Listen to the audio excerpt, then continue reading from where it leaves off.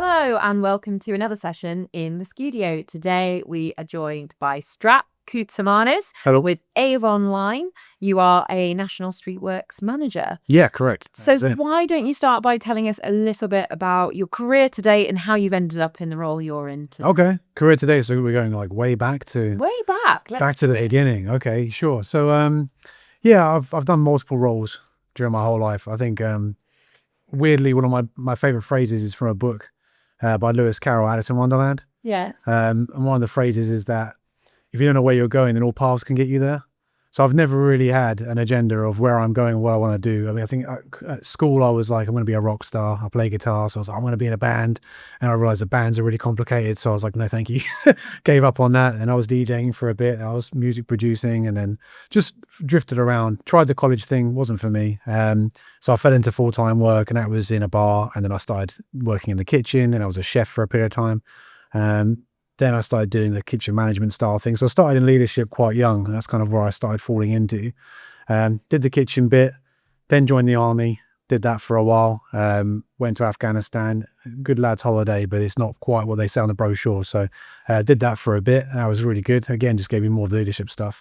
Came back, did some security for a while. That was fun. That was interesting. And then, yeah, just started falling into the office kind of work. So I went to the insurance company game, wanted something more secure, better money, better prospects. Did that for a while. Then the pandemic hit and I was on a projectional trajectory to be a bit of a operational manager. And that all kind of fell apart. I was made redundant during COVID and everything kind of took a massive back step and it was really hard to get back up there because there was no money anywhere. And I found Streetworks. It sounded interesting. I met my mentor, which was Caroline Keel. A lot of people know her, so I might as well shout her out. People that listen might go, oh, I know her. She was just everywhere. She taught me all I know. And I just got a real bug for it.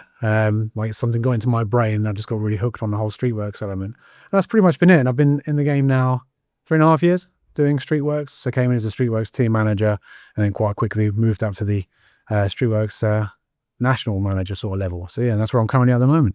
What is it that excites you about Streetworks? Why do you find it an industry that's an exciting place to be? Talk me through the lay of the landscape, as it were, right now. I think the fact that it's niche.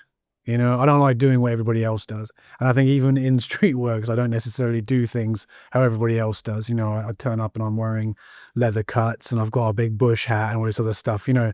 I don't like being conventional. And I think Streetworks isn't really a conventional space.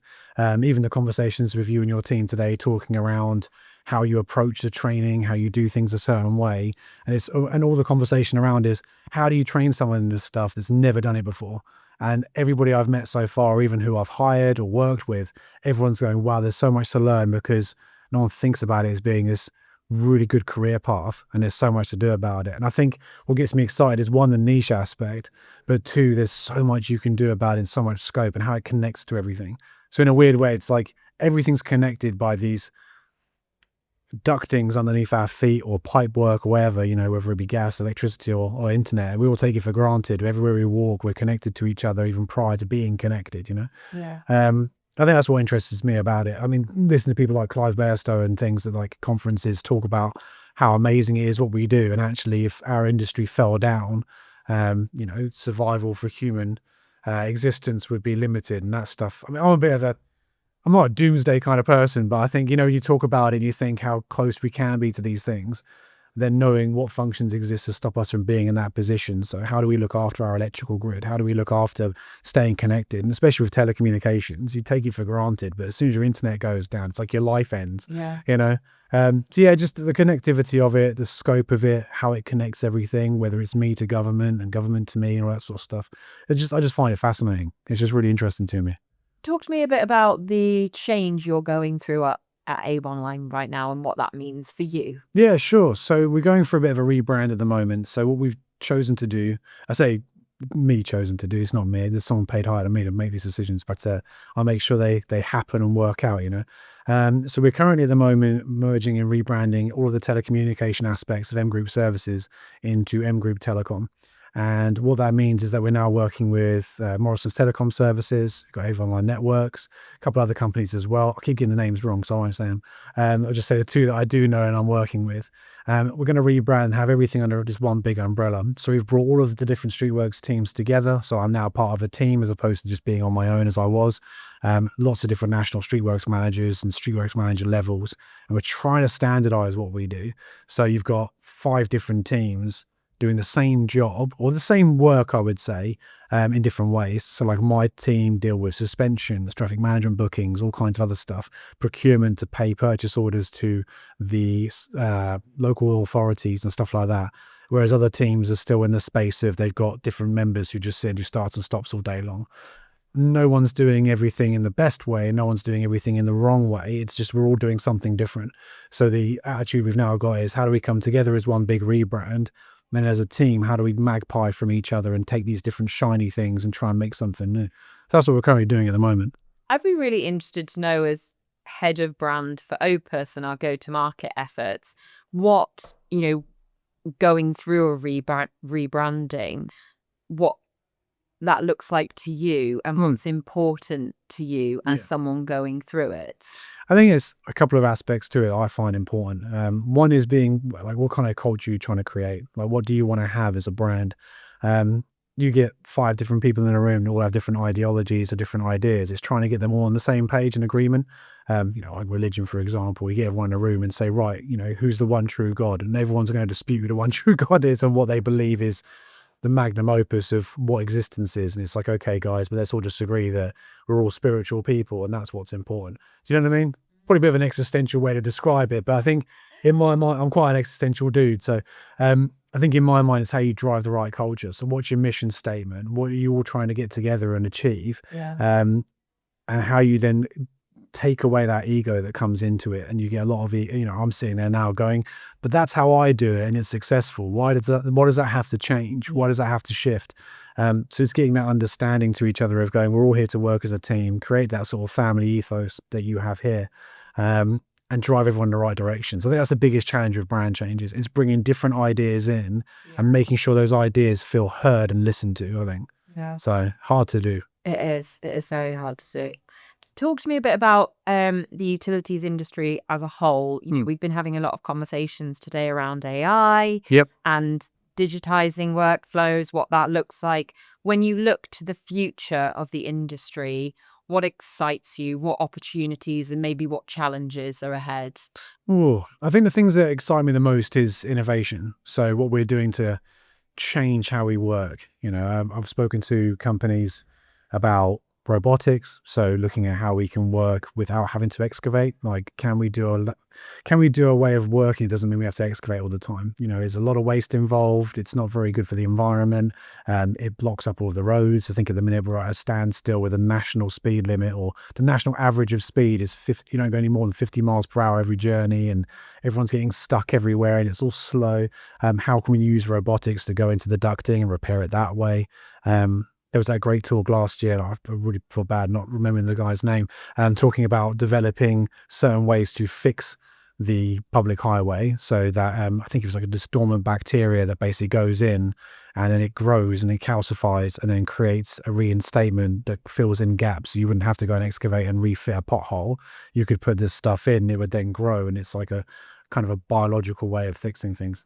Yeah, it's insane. Like it's stuff that I think that's why I get so excited, because I think in the industry I was in, which is insurance, how much can you change and innovate insurance? The only thing you're going to innovate is the technology that goes into it.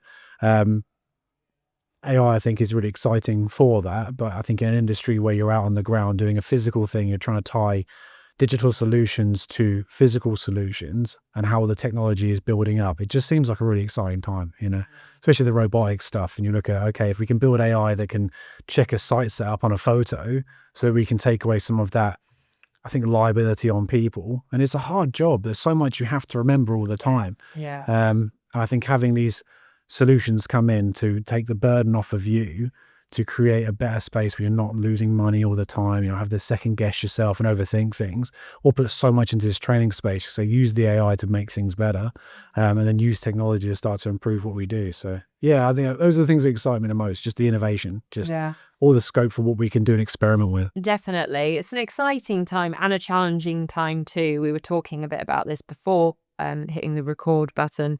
Obviously, the DFT announced some new legislation changes in December, which are going to come into force come the summer. Things like doubling the fines for 5 fixed penalty notices, offences or more in street works. How do you think that is going to affect companies and streetworks operations? I think it's going to affect the customer. That's been the main focus I've had. So I've had good chats with members of the DFT and talked it through. I went to a really good workshop beginning of this year in Wokingham. It was great, very much set up like with the United Nations in this big courtroom style thing, this big council chamber. But you could tell the air of the room was very much this us versus them attitude between utilities industries and government. Even talking today to Lucy whilst I've been here, we were joking about how I've been in the game 3.5 years. I've never spoken to a single MP or had any interactions with an MP that is voting on the future of my industry that I've chosen to work in, have a career in. And she laughed and said, yeah, and I've been in it 30 years and I'm not spoken to an MP. So I think I think the changes coming in, I think, are a bit tone deaf. I think there's a lack of understanding how it impacts, and it's the customer. Because if you're going to increase these penalties that are quite, I don't want to say the word petty, but I can't think of a better word for it. And I think when you look at things like you've got 2 hours to start your permit, and it has to be an accurate start time, but you can get charged an FPN and say, well, you started bang on 3 o'clock. But you said you started at 3:10. For whose advantage is it that we're going to get an FPN to charge us for being out by 10 minutes? Like, what impact has it had? And I think that's the issue I find with some of these changes. It's looking at the impact it has versus what you're trying to gain. And I don't really understand what kind of impact you're trying to mitigate. What's the difference of 10 minutes? If the permit's in progress and people know we're on site, that means anybody who wants to get into that road space under an emergency or anything else knows we're there. So what's the difference of 10 minutes? And if that's now going to be, rather than, almost £100 as a charge, now it's £200, which clearly you're trying to use that to drive a certain improvement in behavior. But to me, it just sounds like it's the wrong attitude, I think working without a permit, yeah, sure, maybe that should have been one area that got increased. That's a serious problem. That's somebody ignoring the law in full. But people that are trying to do their best and being penalized for it because best isn't what it should be in somebody else's opinion, I think it's just, to me, it's tone deaf, because the costs increase, the limitations, especially, you talk about the Section 74 charges over the weekend. I get that one, makes sense. We can't just use the weekends as being some sort of free for all and we can just go, we can do whatever we want on the weekends, we won't get charged. But coming into, say, the element of Section 74, where you've got lane rental now, and you've got to stay in that space and work at a certain time, you're going to get probably more overruns because people are going to panic about the timings they've got, because you're squishing it down. So here's a lane rental at the front end of the day, here's a lane rental at the back end of the day. We want to avoid that. It's going to cost us too much, and it'll put all the work we're doing for the day completely out of scope. So we're going to work in a small piece of time period, which means you've just limited the time that we can work, which is going to have a commercial impact. Because if we're going to get some of your jobs done in a certain area that's got lane rental all across it, or 20% of it as it should be, then we're going to have to work at the weekend. People don't work at the weekends unless you pay them more. Yeah. So you're going to have to increase your rate that you're paying your subcontractors. Where's that rate going to go to? To the customer. Because you're going to have to increase the cost of the utility they're paying for to get it back. So I think it's a shame it's happening. And again, I think when you have the conversations, especially with the DFT, the response consistently was, that's what the MPs voted for. Yeah. To which my question is always, okay, and to whose advantage? What are we trying to achieve? And that's the bit that seems to disconnect. And it becomes a sling and match. So I think my attitude now is just wherever I go is trying to find a way to build unity. So, I've invited the DFT to the office I work in. Come see how we operate. Come see how we work. See the challenges that we experience in the day-to-day. And see the impacts of the things that you're quite willingly driving out there. My favorite phrase at the minute, mostly because I'm a big nerd, and I love comic books, is who watches the Watchmen? And you're kind of looking at the government and the MPs, you can see them as the watchmen that want us to work a certain way in their public highway. That's great. Who's watching them? Who's governing those decisions? And even these governance groups, or even Streetworks UK, do some fantastic work to show the impacts. And it's like, thanks for this, Clive. Goes behind the back. We're doing it anyway. And it's like, so you've not considered anything. And then you question whether or not it's about commercial gain or whether it's about genuinely making the road space better. The rhetoric of we want to take our roads back, that's fine. How about put back into the industry? Give us the contracts. We'll go out and fix your potholes. We'll do you for a good rate. And you wouldn't necessarily probably need to up the costs of a, Section 74 or a lane rental or anything else to try and achieve that, You talked about the customer there, which is at the heart of everything we do at Skewb. We're very customer focused. And that us versus them divide can sometimes be the case when you talk about customers in Streetworks. Yeah. We'll think of Streetworks. We're doing a new series called Word on the Street where we go out and talk to people and I say, when I say the word Streetworks to you, what do you think of? And they all say the same: stuck in my car, roadworks, loud noises, all of that. What do you think we can be doing more of to try and bridge that divide that still seems to be there between the customer and the work we do? I think a lot of it's down to crowdsourcing, right? How you get that information through. And I think it's having those open forums. When's the last time you saw a council meeting that sat down and spoke with residents on, neighborhood watch boards or any kind of council board to give them some idea of what the scope looks like? The issue is, I think, is that there's not enough collaboration across the industry. So we're trying to do some work to roll out full fiber, but also there's this massive mandate to try and improve the motorways and refit them and put smart motorways and all this other stuff. But no one's talking to each other. So I think what we've ended up doing is we've not collaborated and we don't have any unity. So we can't then demonstrate that we know what we're doing in the regular day to a resident. So I think if we were collaborating better, this idea of flexi permits I think may work. I think it's a good idea. That should be put a huge focus on. I think there just should be more of those quarterly meetings, those councils, I know who works in my areas, get everyone together and then invite residents in to have their say and to have their discussions about it, I think. It's no different to anything. My area where I live is just outside Southampton in Burswoodon, and we sit within the Eastleigh Borough Council area. I've met our MP probably about 12 times, and every time I've met her, she's been at my front door because she campaigns going door to door, and she's got a real focus on getting into the realm with the people that she's expecting votes from. And I think it's the same principle. I think, build a platform like that where residents can come and speak to you and you can explain it. And again, even my wife, we talk about it and I start talking about Streetworks and you can see she immediately turns off. It's just boring to her, and I think it is for a lot of people until they realize that those essential services are what drive your life. So it's getting them to understand a bit more and showcase what it actually means and why we're doing these things, but also giving them a voice and a platform to speak with their MPs to understand, right, this has to happen because you need water. This has to happen because you want gas and renewable energy, or energy to be costing less by using renewable sources rather than some of the other sources that we currently use. So I think it's just getting that understanding out there and giving them a platform to feed it back, but being part of the conversation. I think that's the biggest issue. People aren't part of the chat, so they don't know what's going on, Yeah. So we've talked about the future a lot within Streetworks, within utilities. What does the future look like for you? What are your hopes and goals over the next? Feels like a bit of an interview question. Okay. Yeah, sure. When we look to the future for you, what's in it?